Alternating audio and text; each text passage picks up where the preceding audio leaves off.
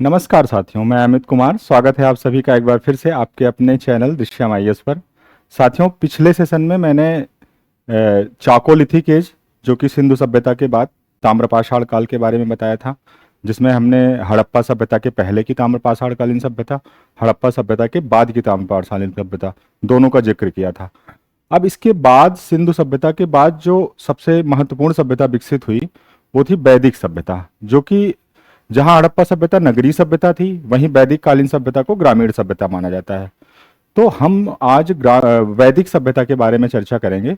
वैदिक सभ्यता का जो काल है वो मोटे तौर पर दो भागों में विभाजित है, एक पूर्व वैदिक काल, एक उत्तर वैदिक काल। पूर्व वैदिक वैदिक साहित्य में देखते हैं आता क्या क्या है।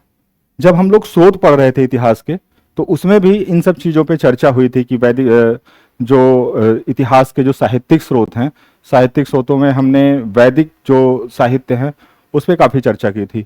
तो काफी चीजें रिपीट होंगी, बट यहाँ पे हम काफी चीजों को विस्तृत ढंग से देखेंगे। तो वैदिक साहित्य में वेद, ब्राह्मण, आरण्यक एवं उपनिषद आते हैं। ये मैंने उस टाइम पे भी बताया था, वेद, ब्राह्मण, आरण्यक और उपनिषद ये वैदिक साहित्य में आते हैं। और इसके बाद के जो भाग हैं वो वैदिक साहित्य के भाग नहीं माने जाते हैं। ऋग्वेद का देखते हैं। ऋग्वेद का ईरानी ग्रंथ अवेस्ता के साथ समानता है। ईरान का ग्रंथ है अवेस्ता, उससे इसकी समानता स्थापित की जाती है। अवेस्ता और ऋग्वेद भारोपी भाषा के दो प्राचीनतम ग्रंथ हैं। भारोपीय जो भाषा है, माना जाता है कि इसी से सारी महत्वपूर्ण भाषाएं निकली हैं, जैसे कि हमारी संस्कृत भाषा, लैटिन भाषा, यूरोप में बोली जाने वाली बहुत सारी भाषाएं, स्पेनिश, फ्रेंच, इन सब का जो मूल है वो माना जाता है भारोपी भाषा। तो जो ईरान का ये ग्रंथ था अवेस्ता, और ये ऋग्वेद, ऋग्वेद जो ये संस्कृत में लिखा गया था, ये और ईरानी ग्रंथ, इन दोनों को ही भारोपी भाषा का ग्रंथ माना जाता है। लेकिन पूरे भारोपी भाषा के बीच ऋग्वेद ही प्राचीनतम साहित्य सबसे माना जाता है। माना जाता है कि जो भारोपी भाषा में जितने ग्रंथ लिखे गए हैं उसमें ऋग्वेद सबसे प्राचीनतम है। ऋग्वेद का आरंभ अग्नि की उपासना से होता है, यह ध्यान रखिएगा। इसका जो आरंभ होता है वो अग्नि की उपासना से होता है। ऋग्वेद में साहित्य मंत्रों को ऋचा कहा गया है, कि मंत्रों को ऋचा कहा गया है जो पद्य में है। इसे सूक्तों में लिखा गया है ऋग्वेद को। ठीक। वेदों की भाषा संस्कृत एवं लिपि ब्राह्मी है। ये तो सर्वविदित है, संस्कृत लिपि ध्यान रखिएगा इसकी ब्राह्मी है। ये एक संहिता है जिसमें कुल 10 मंडल हैं। अभी हम आगे जिक्र करेंगे कि किस मंडल में क्या है, किसका उल्लेख है। प्रथम एवं दसम मंडल नवीनतम है, ये बाद में जोड़े गए हैं दोनों मंडल। 2 से लेके 8 तक जो 9 तक जो मंडल है वो प्राचीन मंडल है। पहला और 10वां मंडल ये बाद में जोड़ा गया है, इसलिए नवीनतम है ये। 2, 3, 4, 5, 6 एवं 7 मंडल, इन्हें हम वंश मंडल या कुल मंडल कहते हैं। 2 से लेकर 7 तक के जो मंडल हैं इनको वंश मंडल या कुल मंडल कहते हैं। ऋग्वेद में सूक्तों की संख्या 1017 है, परंतु अगर इसमें हम परिशिष्ट को भी जोड़ दें तो इनकी संख्या 1028 हो जाती है। तो ये ध्यान रखिएगा, ऑप्शन पे डिपेंड करता है किस तरह का ऑप्शन आता है। सिर्फ सूक्तों की संख्या पूछता है तो 1017 है, परिशिष्ट को शामिल करने के बाद 1028 हो जाएंगे। इसकी जो रचना हुई थी वो सप्त सिंधु प्रदेश में हुई थी। सप्त सिंधु प्रदेश ये माना जाता है जो पंजाब का जो एरिया है, जिसमें ये सतलुज, रावी, व्यास, चिनाब, इन सब नदियों का जो प्रवाह क्षेत्र है, जो भौगोलिक क्षेत्र है, उसे सप्त सिंधु प्रदेश माना जाता है। मुख्य तौर पर सरस्वती नदी के तट पर हुई थी इसकी रचना, माना जाता है। इसकी रचना की तिथि को लेकर विद्वानों में मतभेद है। जैसे मैक्स मूलर कहते हैं कि ये 1200 ईस्वी पूर्व से 1000 ईस्वी पूर्व के बीच रची गई। विंटरनिथ साहब कहते हैं 2500 ईस्वी पूर्व से 2000 ईस्वी पूर्व के बीच रची गई। जैकोबी साहब का कहना है 4520 ईस्वी पूर्व से तीसरी सहस्राब्दी, काफी आगे चले गए ये जैकोबी। तो ये ध्यान रखिएगा, काफी आगे निकल जाते हैं ये। लेकिन जो सर्वमान्य है, जैसा मैंने बताया, इसकी जो सर्वमान्य तिथि है वो 1500 ईस्वी पूर्व से लेके 1000 ईस्वी पूर्व मानी जाती है। ऋग्वेद की रचना का ये काल, ये सर्वमान्य काल है इसका। इसी को ही ऋग्वैदिक काल भी माना जाता है।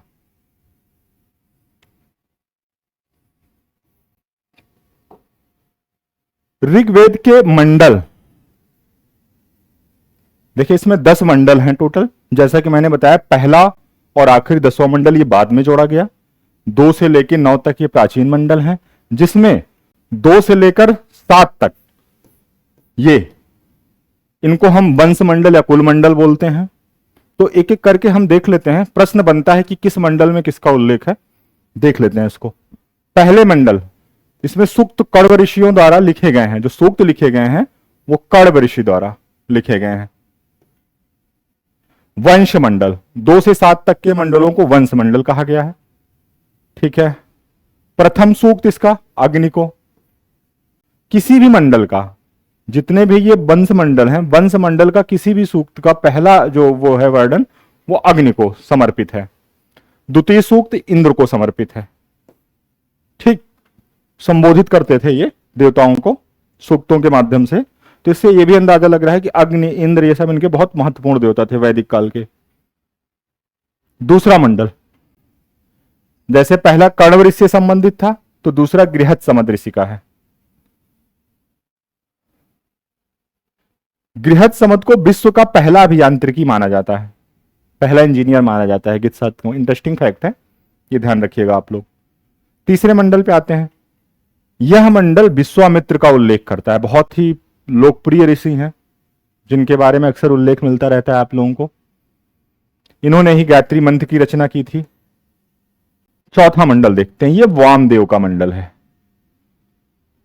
इसमें कृषि मंत्रों का उल्लेख हुआ है। ठीक, वामदेव का मंडल है और इसमें कृषि मंत्रों का उल्लेख हुआ है कि कृषि की उपज कैसे बढ़ाई जाए, इसके लिए मंत्र हैं इसमें। छठा मंडल आत्रि ऋषि से संबंधित है। सॉरी, 5वां मंडल आत्रि ऋषि से संबंधित है। चौथा वामदेव से, 5वां आत्रि ऋषि से संबंधित है। छठा मंडल ये भारद्वाज ऋषि से संबंधित है। ये ध्यान रखिएगा, सारे मंडल पर्टिकुलर किसी ऋषि से संबंधित हैं तो ये पूछ लेता है, जिसमें दूसरा, तीसरा, चौथा ये बहुत बार पूछा गया है। सातवां मंडल जो है ये वशिष्ठ ऋषि से संबंधित है। वशिष्ठ ये भी बहुत ही लोकप्रिय ऋषि थे उस टाइम के। यह मंडल वरुण देवता को समर्पित, इसी में दशराग युद्ध का वर्णन मिलता है। दशराग युद्ध जो है ये उस समय का बहुत ही एक चर्चित युद्ध है, जिसका वर्णन 7वें मंडल में मिलता है, जो कि वशिष्ठ ऋषि से संबंधित है। और यह मंडल वरुण देवता को समर्पित है, वरुण देवता को। दशराग युद्ध के बारे में थोड़ा सा जान लेते हैं। दशराग युद्ध जो है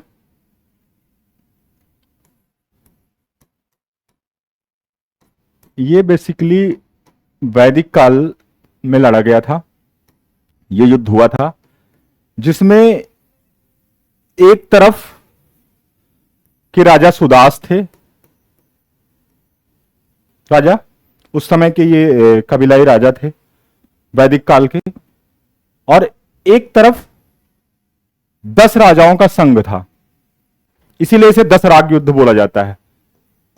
10 जनों, मतलब जो उस समय कबीला होता था उसको जन बोलते थे, तो 10 जनों का संघ था ये। मामला यह था कि सुदास ने अपने ऋषि विश्वामित्र को, जो इनके पुरोहित थे, विश्वामित्र को पुरोहित का पद से हटा दिया। तो ये जाके एक संघ बनाते हैं 10 राजाओं का। उस रंजिश में 10 राजाओं का एक संघ बनाते हैं और राजा सुदास के विरुद्ध युद्ध की तैयारी करते हैं। सुदास ने क्या किया था? सुदास ने ऋषि वशिष्ठ को अपना पुरोहित बना लिया था। तो मामला ये कुल मिला के प्रतिशोध का था। लेकिन फिर भी इस युद्ध में, अच्छा इधर जो थे, इधर जिन राजाओं का उल्लेख मिलता है, जिन 10 जनों का उल्लेख मिलता है, उसमें 5 आर्य थे, जैसे अनु, यदु, तुर्वस, द्रुह, एक और कोई कबीला था पुरु। ये 5 आर्य समूह थे, आर्यजनों के समूह थे, और 5 इसमें अनार्य कबीले भी थे, जनजातियां थी।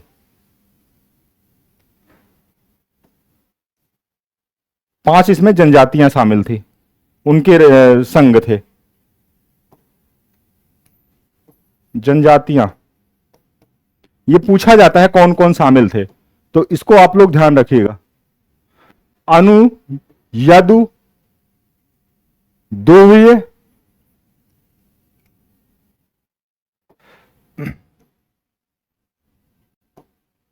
दोह्य, अनु, यदु, तुर्वस, दोह्य, पुरु। ठीक, इसमें से बहुत बार पूछता है कि कौन एक शामिल नहीं था, एक ऑप्शन अलग दे देगा। जो जनजातियां थी उसमें थी अनिल, पख्त, भलानस,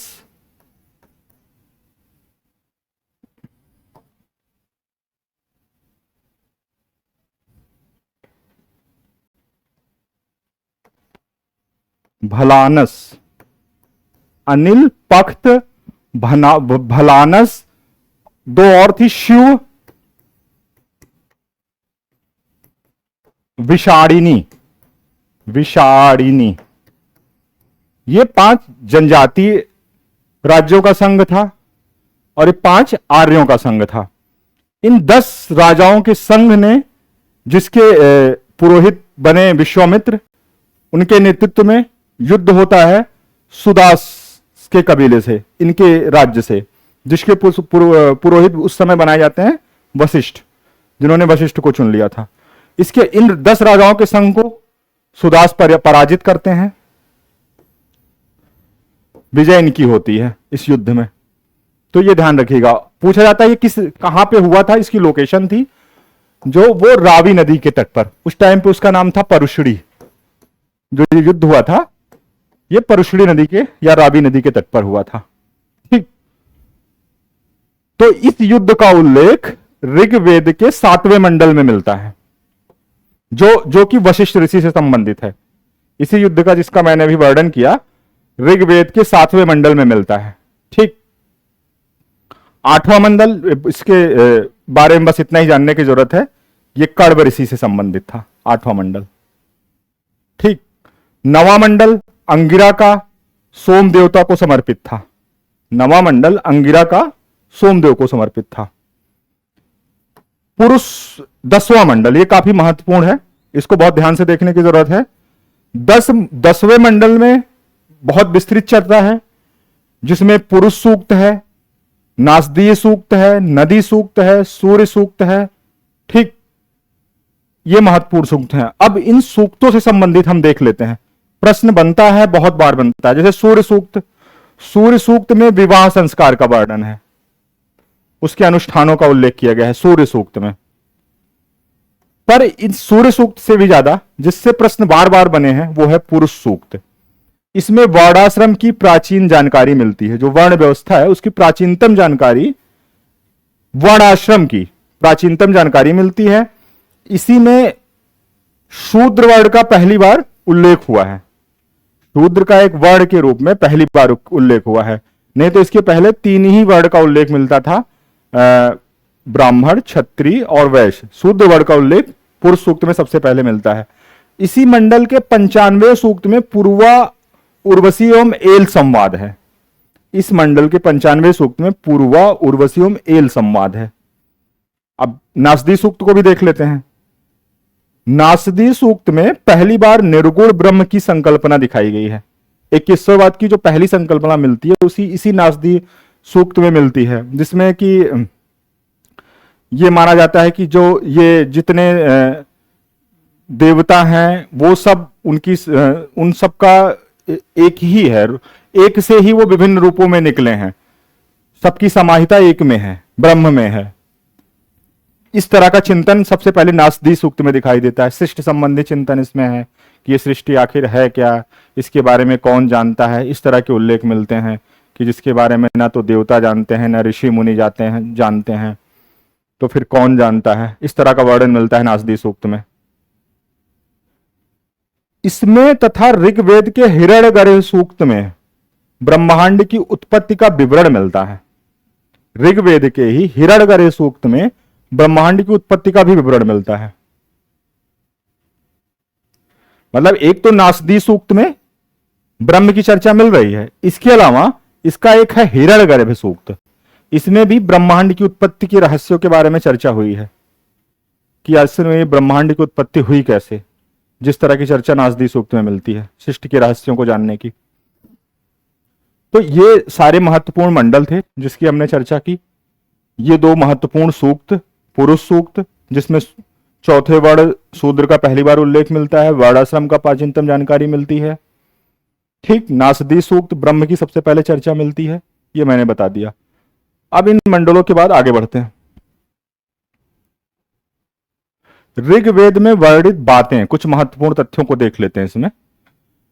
इसी ऋग्वेद में ही बृहस्पति एवं जूहू की कथा, सूर्य चंद्र ग्रहण, 30 दिन महीने 30 दिन के माह, सूर्य ग्रहण, चंद्र ग्रहण, इन सब का उल्लेख मिलता है ऋग्वेद में।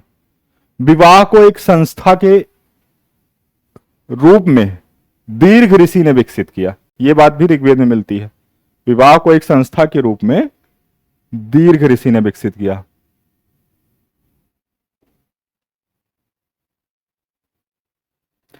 संस्कृत गद्य का अत्यंत प्राचीनतम रूप ब्राह्मण ग्रंथों में ही पाया जाता है। ये जो वेद होते थे, जैसे ऋग्वेद है, इसके ब्राह्मण ग्रंथ होते थे। ब्राह्मण ग्रंथ क्या थे? वो वैदिक ऋचाओं की व्याख्या करते थे विस्तृत रूप में। तो संस्कृत गद्य का, और ये गद्य में होते थे, संस्कृत गद्य का अत्यंत प्राचीनतम रूप ब्राह्मण ग्रंथों में पाया जाता है। जैसे ऋग्वेद है, उसका अभी आगे देखेंगे ब्राह्मण ग्रंथ था ऐतरेय और कौशिकी। ये देखिए ऐतरेय ब्राह्मण, ऋग्वेद के दो ब्राह्मण हैं, ऐतरेय ब्राह्मण या पंचिका भी से बोलते थे, तथा दूसरा था कौशिकी या शंखायन ब्राह्मण। वैसे ज्यादातर इन्हीं दोनों की चर्चा होती है और प्रश्न भी आते हैं तो ऐतरेय कौशिकी से ही जैसे ऑप्शन रहते हैं, पर इसका दूसरा नाम भी जान लीजिए। ऐतरेय का है पंचिका, कौशिकी का शंखायन। कौशिकी ब्राह्मण में विभिन्न प्रकार के यज्ञ विधानों की चर्चा है, कौशिकी ब्राह्मण में, जो कि ऋग्वेद का ब्राह्मण है।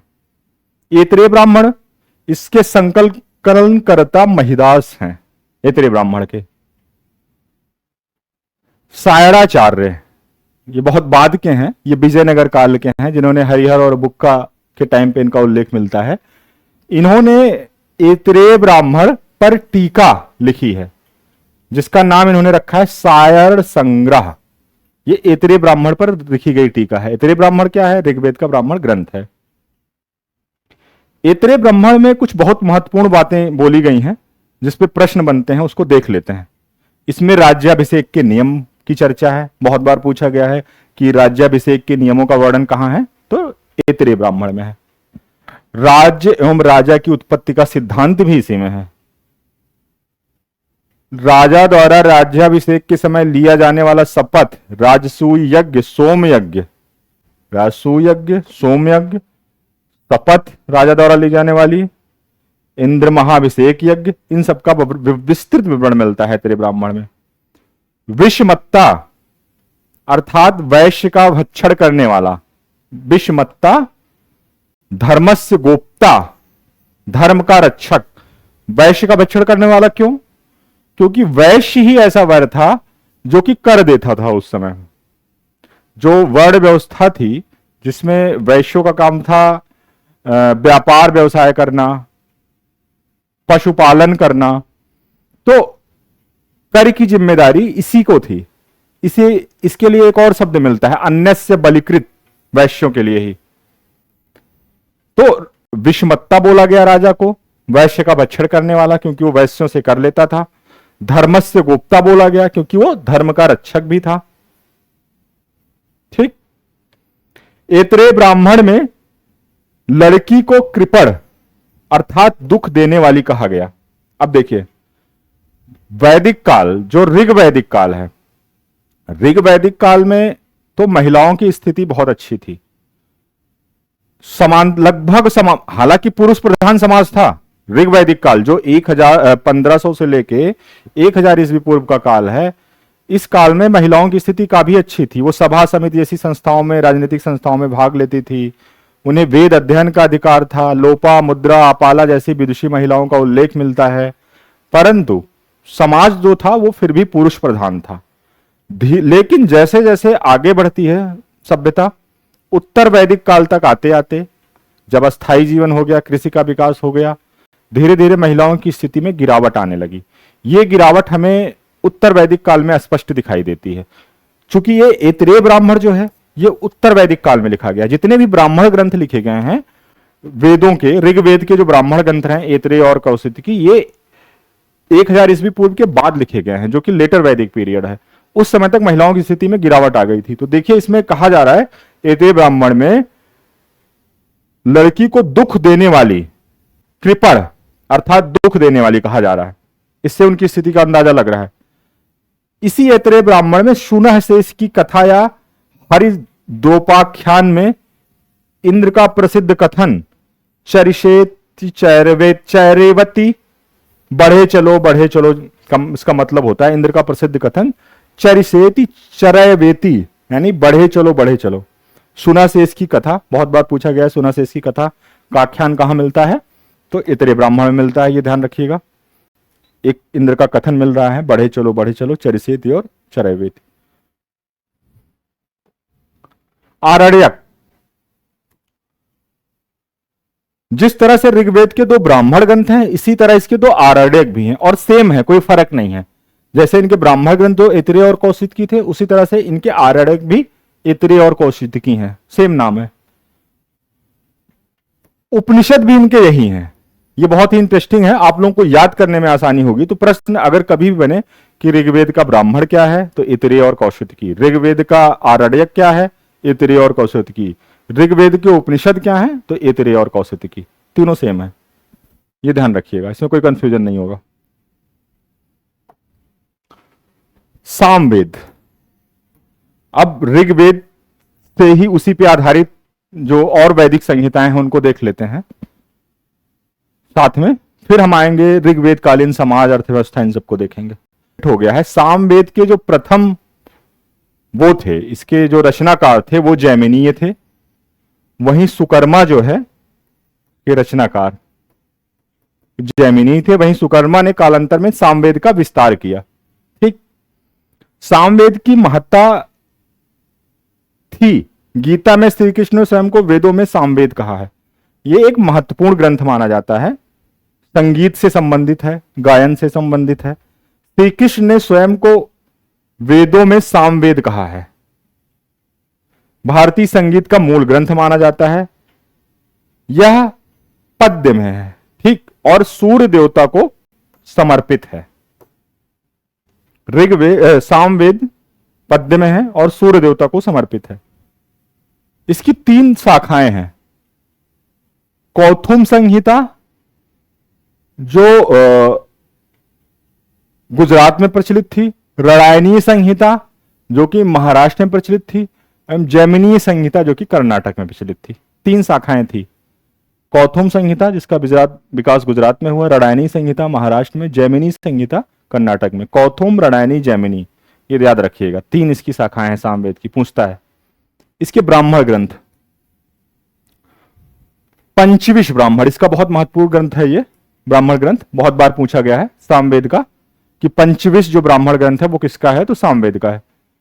इसे तांडव ब्राह्मण एवं महाब्राह्मण भी कहते हैं। इसे तांडव ब्राह्मण एवं महाब्राह्मण भी कहते हैं, पंचविश ब्राह्मण को। इसमें इंद्र को वर्णों की उत्पत्तिकर्ता के रूप में दिखलाया गया है पंचविश ब्राह्मण में। षड्विश ब्राह्मण देखते हैं, यह भी इसी का है,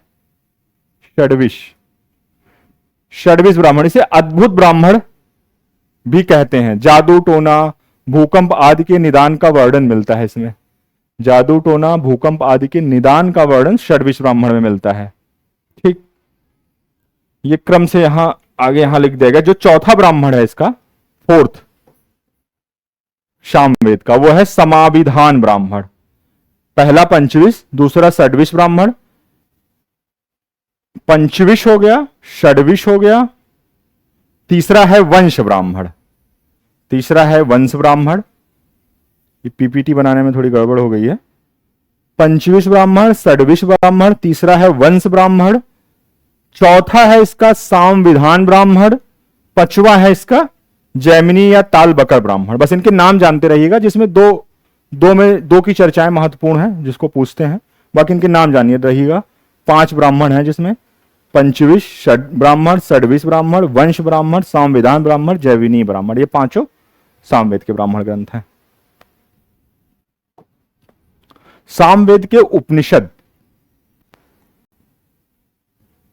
छांदोग्य उपनिषद बहुत महत्वपूर्ण है। ये प्राचीन उपनिषद माना जाता है। ये छांदोग्य उपनिषद को सबसे प्राचीनतम उपनिषद माना जाता है। ये भी प्रश्न बन सकता है और शायद बना भी है। इसी में सर्व खलविदम ब्रह्म अर्थात ब्रह्म ही सब कुछ है कहकर अद्वैतवाद की स्थापना की गई है। अद्वैत की जो संकल्पना है वो सबसे पहले आपको छांदोग्य उपनिषद में दिख रही है। ठीक, इसी में सर्व खलिदम ब्रह्म अर्थात ब्रह्म ही सब कुछ है कहकर अद्वैतवाद की स्थापना की गई है। इसी तरह की उक्ति मुंडक उपनिषद में भी मिलती है।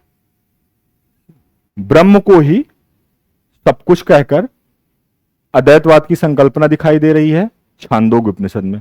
इसी तरह की कुछ बात ब्रह्म की श्रेष्ठता, ब्रह्म की ही सर्वोच्चता मुंडक उपनिषद में भी दिखाई देती है।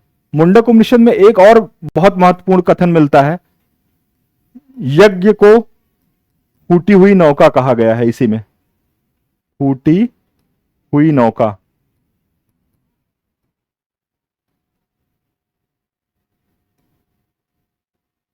यज्ञ को फूटी हुई नौका कहा गया है मुंडक उपनिषद में।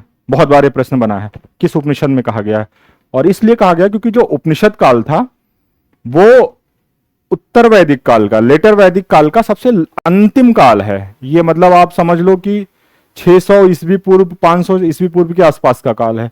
और जब उपनिषदों की रचना की जा रही थी तो वैदिक कर्मकांड इतने बढ़ चुके थे, उन सबसे विरक्ति होने के बाद जो चिंतन निकल रहा था, उसमें जो यज्ञों में जो कर्मकांडों पे इतने खर्च होते थे भारी भरकम, उन सबसे विरक्ति होने के बाद सच्चे ज्ञान की तलाश में जब उपनिषदों की रचना होती है, उपनिषद काल में चिंतन, दर्शन, ब्रह्म की संकल्पना, इन सब पे चिंतन जब होता है तो उसमें यह माना जाता है कि जो यज्ञ थे बेसिकली कर्मकांड वगैरह यज्ञ के टाइम पे बहुत होते थे, तो उन सब की आलोचना के रूप में यहां पे यज्ञ को फूटी हुई नौका कहा गया मुंडक उपनिषद में।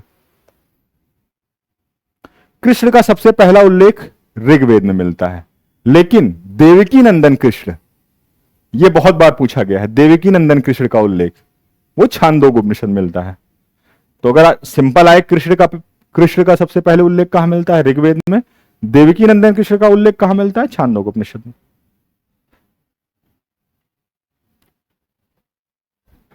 छांदोग्य उपनिषद में ही कृष्ण को देवकी का पुत्र तथा घोर अंगिरस का शिष्य बताया गया है। देवकी का पुत्र और घोर अंगिरस का शिष्य बताया गया है कृष्ण को छांदोग्य उपनिषद में। इसी में उद्दालक अरुणी एवं इनके पुत्र सेतुकेतु, उद्दालक अरुणी एवं इनके पुत्र सेतुकेतु के बीच हुए वार्तालाप का विवरण मिलता है। यह भी इंपॉर्टेंट है। छांदोग्य उपनिषद में 2 इंपॉर्टेंट फैक्ट, एक तो मिलता है कि कृष्ण का उल्लेख है देवकी नंदन कृष्ण के रूप में, ठीक, देवकी का पुत्र बताया गया है, घोर अंगिरस का शिष्य बताया गया। इसी में उद्दालक अरुणी का और उनके पुत्र श्वेतकेतु के बीच हुए संवाद कह लो या वार्तालाप का विवरण मिलता है। ठीक, विवाह गीतों का उल्लेख मिलता है छांदोग्य उपनिषद में। विवाह गीतों का उल्लेख छांदोग्य उपनिषद में यह भी मिलता है।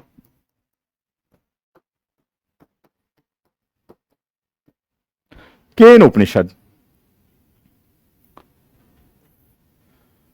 ब्रह्म के स्वरूप का प्रतिपादन करने के लिए गुरु शिष्य के संवाद द्वारा प्रश्नोत्तर शैली का आश्रय, ब्रह्म के स्वरूप को स्पष्ट करने के लिए, उसको जानने के लिए जो संवाद प्रश्नोत्तर शैली में हुआ है वो है केन उपनिषद। उमा और हेमवती, उमा और हेमवती का आख्यान का उल्लेख किसमें मिलता है? तो केन उपनिषद में मिलता है। 2 महत्वपूर्ण तथ्य केन उपनिषद में, ब्रह्म के स्वरूप को प्रश्नोत्तर शैली में संवाद मिलता है उसको जानने के लिए, उमा हेमवती का आख्यान मिलता है केन उपनिषद में। अब आते हैं यजुर्वेद। ऋग्वेद देखा, सामवेद देखा, तीसरी संहिता देखते हैं हम वैदिक संहिताओं में यजुर्वेद। ठीक, इसके दो भाग हैं, शुक्ल यजुर्वेद, कृष्ण यजुर्वेद। शुक्ल यजुर्वेद के भी दो भाग हैं, कड़ और माध्यान्दिन। कृष्ण यजुर्वेद, इसके चार भाग हैं, कठ, कपिष्ठल, मैत्रेयी और तैत्तिरीय। ठीक, शुक्ल यजुर्वेद के दो भाग हैं, कृष्ण यजुर्वेद के चार भाग हैं, कठ, कपिष्ठल, मैत्रेयी और तैत्तिरीय। शुक्ल यजुर्वेद के संपूर्ण मंत्र शुद्ध हैं।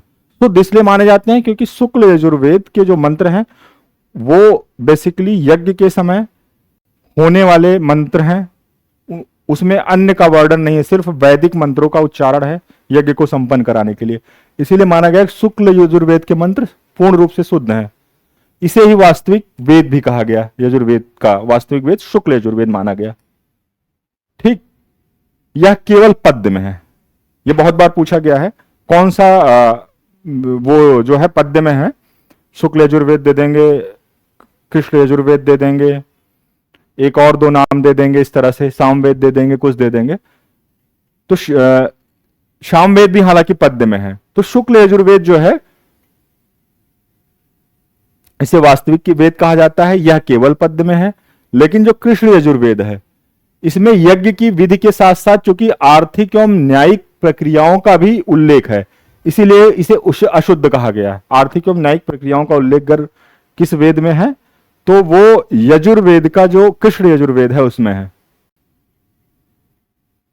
यह पद्य के साथ साथ गद्य में भी है। शुक्ल पूरी तरह पद्य में है, कृष्ण यजुर्वेद गद्य के साथ साथ पद्य में भी है। शुक्ल यजुर्वेद को वाजसनेयी संहिता भी कहा गया है। क्यों कहा गया है?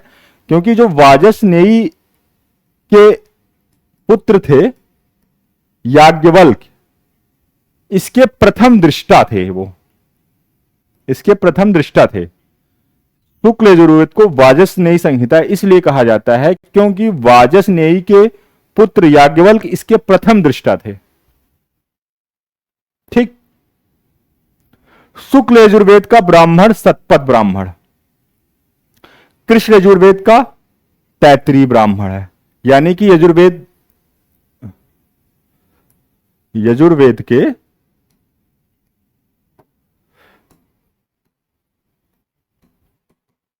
दो ब्राह्मण ग्रंथ हुए इस तरह से, एक तैत्तिरीय और दूसरा शतपथ। अब इसमें कृष्ण यजुर्वेद का कौन है? तो कृष्ण यजुर्वेद का है तैत्तिरीय और शुक्ल यजुर्वेद का है शतपथ। ये कृष्ण यजुर्वेद का है और ये शुक्ल यजुर्वेद का ब्राह्मण ग्रंथ है। हैं दोनों ही यजुर्वेद के ब्राह्मण ग्रंथ, तैत्तिरीय और शतपथ। तैत्तिरीय ब्राह्मण में पंच महायज्ञ एवं 3 ऋणों का उल्लेख मिलता है। ठीक, आपस्तम ब्राह्मण को भी यजुर्वेद का भाग माना गया है। एक ब्राह्मण ग्रंथ और है आपस्तम ब्राह्मण, इसे भी यजुर्वेद का ब्राह्मण माना गया है। तैत्तिरीय शतपथ के अलावा एक आपस्तंभ हो गया। शतपथ ब्राह्मण में बहुत सारी महत्वपूर्ण बातें कही गई हैं जो कि यजुर्वेद के शुक्ल यजुर्वेद का जो भाग है शुक्ल यजुर्वेद, उसका ये ब्राह्मण ग्रंथ है। इसमें कुछ बहुत महत्वपूर्ण बातें कही गई हैं जिससे प्रश्न बनते रहते हैं, देख लेते हैं। इसे लघु वेद एवं ऐतिहासिक वेद भी कहा जाता है, इसकी महत्ता के कारण ही। प्राचीन इतिहास के साधन के रूप में भी ये उपयोगी है। ठीक, इतना महत्वपूर्ण है कि ऋग्वेद के बाद इसका स्थान है प्राचीन इतिहास के साधन के रूप में। सबसे प्राचीन है ये, प्राचीनतम है ये, प्राचीनतम ब्राह्मण ग्रंथ है। याज्ञवल्क शतपथ ब्राह्मण ग्रंथ के लेखक हैं। इसमें याज्ञवल्क मैत्रेयी संवाद मिलता है, विदेह माधव की कथा मिलती है। ठीक, याज्ञवल्क मैत्रेयी संवाद, विदेह माधव की कथा, पुरुष मेध यज्ञ, उपनयन संस्कार। बहुत बार पूछा गया पुरुष मेध यज्ञ का वर्णन कहां मिलता है, उपनयन संस्कार का वर्णन कहां मिलता है, तो शतपथ ब्राह्मण में मिलता है। राम कथा, यह भी पूछा गया, जल प्लावन की कथा और मत्स्यावतार द्वारा मनु की रक्षा। जल प्लावन की कथा और मत्स्यावतार द्वारा मनु की रक्षा का उल्लेख कहां मिलता है, तो यह भी शतपथ ब्राह्मण मिलता है। यूपीपीसीएस में प्रश्न बहुत बार पूछे गए हैं। राजा दुष्यंत एवं भरत की कथा, ये भी इसी में मिलता है। कृषि संबंधित प्रक्रिया भी मिलती है। पुनर्जन्म का सिद्धांत मिल रहा है। अश्विनी कुमार द्वारा च्यवन ऋषि के यौवन दान का उल्लेख मिल रहा है। पूर्वा उर्वशी आख्यान मिल रहा है। इतने सारे इसमें महत्वपूर्ण उल्लेख मिल रहे हैं। तो इसको बहुत अच्छे से आप लोग देखिएगा, सतपथ ब्राह्मण को। आगे बढ़ते हैं। आरण्यक, यजुर्वेद के आरण्यक हैं।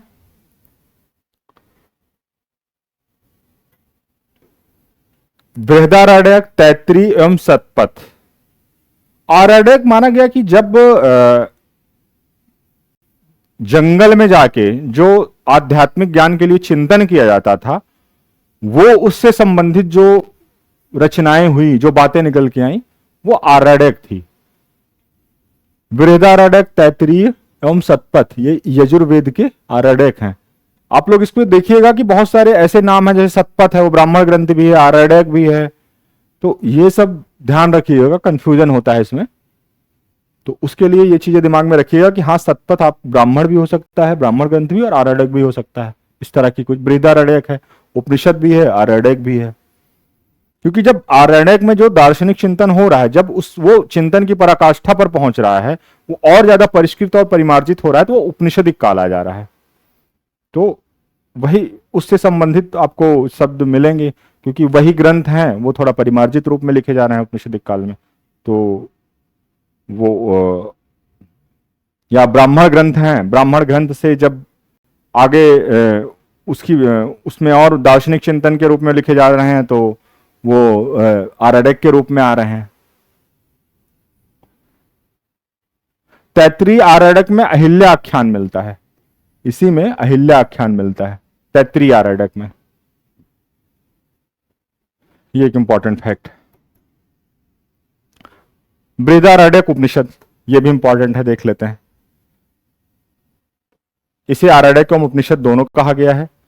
क्षत्रिय जनक द्वारा ब्राह्मण याज्ञवल्क्य को शिक्षा देने का उल्लेख है इसमें। क्षत्रिय जनक द्वारा ब्राह्मण याज्ञवल्क्य को शिक्षा दी गई है, पूछा गया है।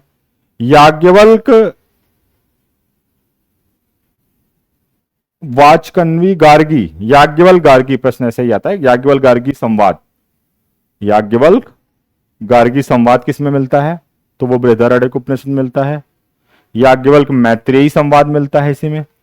गार्गी से भी उन्होंने संवाद किया। सब विदुषी महिलाएं थी उत्तर वैदिक काल की। गार्गी हैं, मैत्रेयी हैं, इन सब ने संवाद किया किसके साथ? याज्ञवल्क्य के साथ, दार्शनिक विषयों पर, ब्रह्म के विषयों पर। तो उन सब का उल्लेख मिल रहा है इसमें बृहदारण्यक उपनिषद में। ठीक, इसमें वर्णित है कि दमन दान एवं दया की शिक्षा सदैव की जानी चाहिए। बृहदारण्यक उपनिषद में दमन दान एवं दया, D3 ऐसे कोड बना लीजिए। D3 की चर्चा है बृहदारण्यक उपनिषद में। दमन दान एवं दया, इसकी शिक्षा सदैव दी जानी चाहिए, ये बात बोली जा रही है।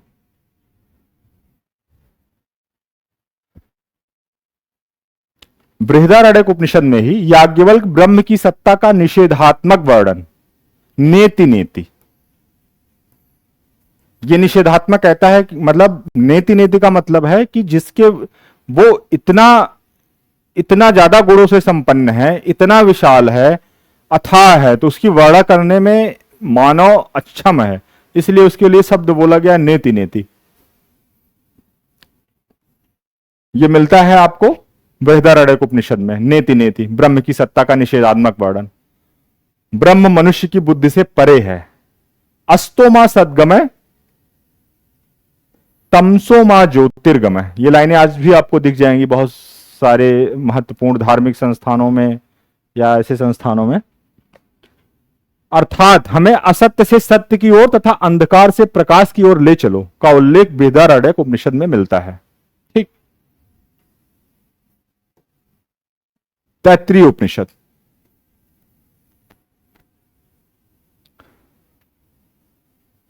शिक्षावल्ली, ये उपनिषद किसका था बताते चलते हैं, इससे याद हो जाएगा। ये कृष्ण यजुर्वेद का उपनिषद है, तैत्तिरीय उपनिषद। इधर कृष्ण यजुर्वेद का। शिक्षावल्ली, ब्रह्मानंदवल्ली एवं भृगुवल्ली, इस उपनिषद के 3 भाग हैं, ये ध्यान रखिएगा। इसमें गुरु एवं शिष्य के व्यवहारों की आदर्श रूपरेखा खींची गई है। क्या, कैसे एक गुरु और शिष्य के बीच में क्या, किस तरह का व्यवहार होना चाहिए। इसमें सदा सत्य बोलें, खूब अन्न उपजाओ, खूब अन्न उपजाओ, ये पूछी गई लाइन है, तैत्तिरीय उपनिषद में कहा गया। अतिथि देवो भवा, आज भी हम लोग देखते ही रहते हैं या सुनते रहते हैं इस तरह की लाइन। ये सारी लाइनें हमारे उसी समय के लिखे गए ग्रंथों में हैं। आदि वाक्यों का उल्लेख है तैत्तिरीय उपनिषद में। कठ उपनिषद, यम नचिकेता संवाद बहुत बार पूछा गया है, जिसमें यम नचिकेता संवाद में यम ने नचिकेता को ओम एवं आत्मा का महत्व समझाया है। नचिकेता ये एक पौराणिक पात्र थे, जो माना जाता है कि वज्रसवा कोई ऋषि थे, उनके ये बेटे थे वज्रसवा के। और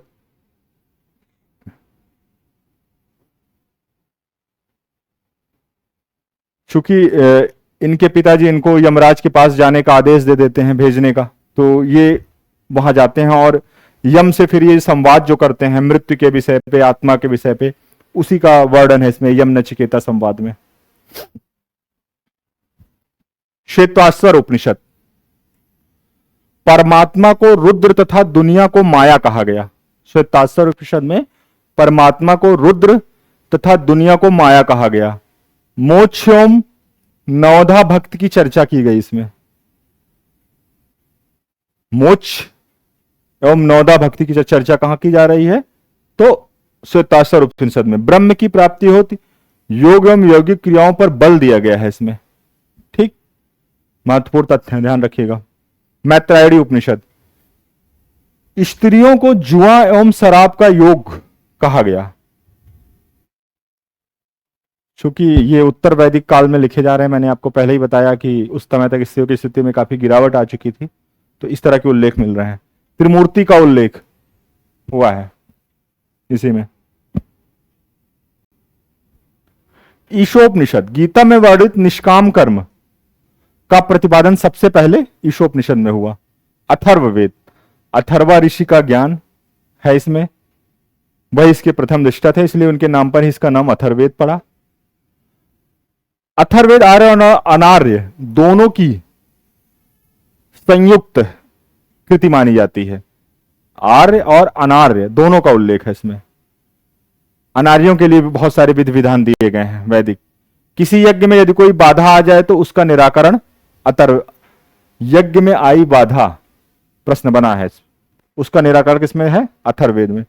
मुगल काल में अथर्ववेद का फारसी में अनुवाद अब्दुल कादिर बदायनी ने, अथर्ववेद का मुगल काल में फारसी अनुवाद अब्दुल कादिर बदायनी ने प्रारंभ किया। पूर्ण कौन कर रहे हैं, तो इब्राहिम सरहिंदी, बदायनी और सरहिंदी।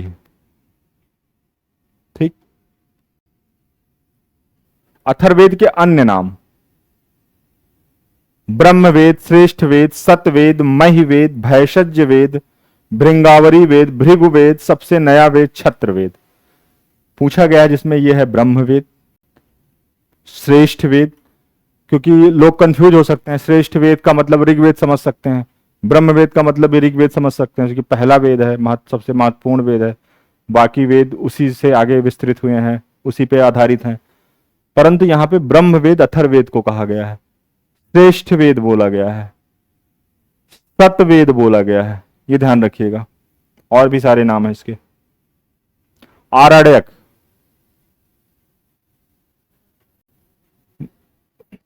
ये बात बेसिकली ऋग्वेद की, अथर्ववेद की है। इसका कोई आरण्यक नहीं है अथर्ववेद का, एकमात्र ऐसा वेद है जिसका कोई आरण्यक नहीं है, बाकी तीनों के आरण्यक हैं। परीक्षित को संगीत का नायक अथर्ववेद में ही कहा गया है, विश्वजनीय राजम संगीत का नायक। मगध और अंग का उल्लेख सिर्फ अथर्ववेद में मिलता है, और किसी में उल्लेख नहीं हुआ है, किसी ब्राह्मण में नहीं हुआ है, किसी वेद में नहीं हुआ है, सिर्फ अथर्ववेद में। अयोध्या का उल्लेख भी मिलता है, हालांकि अयोध्या का उल्लेख इसके पहले ऋग्वेद के 10वें मंडल में भी हो चुका है। अथर्ववेद में मगध के लोगों को व्रात्य कहा गया है, जनता द्वारा राजा का चुनाव का उदाहरण सबसे पहले अथर्ववेद में मिलता है, यह ध्यान रखिएगा, जनता द्वारा राजा के चुनाव, इंपॉर्टेंट फैक्ट। राजतिलोकोत्सव मंत्र से प्राप्त स्वर्ग शब्द का उल्लेख इसी में मिलता है, स्वर्ग शब्द का उल्लेख। आज अथर्ववेद में राष्ट्र महिमा एवं राष्ट्रभाषा जैसी अवधारणाओं का उल्लेख मिलता है। राष्ट्र महिमा एवं राष्ट्रभाषा जैसी अवधारणाओं का उल्लेख कहां मिलता है? तो अथर्ववेद में। इसके पृथ्वी सूक्त में वर्णित है, भूमि माता है और मैं उसका पुत्र हूं। भूमि माता है और मैं उसका पुत्र हूं, पृथ्वी सूक्त में अथर्ववेद के। अथर्ववेद में नष्ट हुए राष्ट्र की उपमा पानी भरती हुई टूटी नाव से की गई है। यज्ञ को फूटती हुई नौका किसमें कहा गया था? तो मुंडकोपनिषद में कहा गया था। अथर्ववेद में क्या कहा जा रहा है? नष्ट हुए राष्ट्र की उपमा भरती हुई टूटी नाव से की गई है। टूटी हुई नौका से यहां राष्ट्र की उपमा की जा रही है, वहां यज्ञ का किया गया था मुंडकोपनिषद में। इसमें कुछ संस्कारों, भूत प्रेत, वशीकरण, विपत्तियों, व्याधियों, भूकंप, वर्षा कराने, मंत्रों, कीड़ों के विनाश का उल्लेख भी मिलता है। फसलों को रोगग्रस्त एवं सूखे से बचाने के मंत्रों का भी उल्लेख मिलता है। ठीक, ये पूछे गए हैं। अंधविश्वासों का काफी वर्णन है इसमें। आयुर्वेद अर्थात जीवन का विज्ञान का पहला उल्लेख इसी में है। अथर्ववेद में वर्णित है, युद्ध पहले मस्तिष्क में लड़ा जाता है। बहुत ही महत्वपूर्ण लाइन है ये। अथर्ववेद में वर्णित है कि युद्ध पहले मस्तिष्क में लड़ा जाता है, भूमि का प्रयोग उसके बाद में किया जाता है। अथर्ववेद के उपनिषद, मुंडक उपनिषद, इसमें विद्या के दो प्रकार, परा एवं अपरा, इसी में यह मिलता है। सत्यमेव जयते बहुत बार पूछा गया है। यज्ञ एक टूटी हुई नौका, अभी मैंने बताया, जैसे वाक्यांशों का उल्लेख। परा विद्या के विषय में कर्मकांडी है, जबकि अपरा विद्या का संबंध शाश्वत ब्रह्म से है। मांडुक्य उपनिषद में ही माना गया है पूरी दुनिया की उत्पत्ति ब्रह्म से हुई है। यह ब्रह्म सगुण भी है और निर्गुण भी है, दोनों है। प्रश्नोपनिषद, ऋषि पिपलाद एवं 6 ऋषियों का वार्तालाप का संकलन है इसमें। प्रारंभ में वेदों का अध्ययन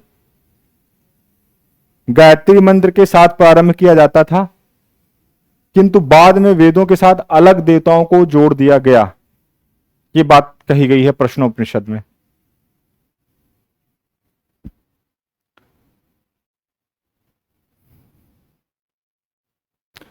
अब इन वेदों को संपन्न करते साहिब के समय जो किस देवता का आह्वान किया जाता था और किसके नाम पे आहुतियां दी जाती थी, ये देख लीजिए। प्रश्न बनता है। ऋग्वेद,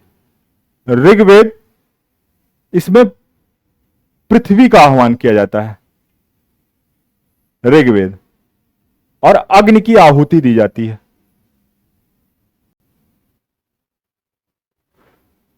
सामवेद, पूर्व घोष का आह्वान एवं सूर्य को आहुति। ऋग्वेद में अग्नि की आहुति, सामवेद में सूर्य को आहुति और घोष देवता का आह्वान किया जाता है। यजुर्वेद में अंतरिक्ष का आह्वान, तब वायु को आहुति दी जाती है यज्ञ के समय। अथर्ववेद, चारों दिशाओं की पूजा को आहुति। ठीक, ये ध्यान रखिएगा।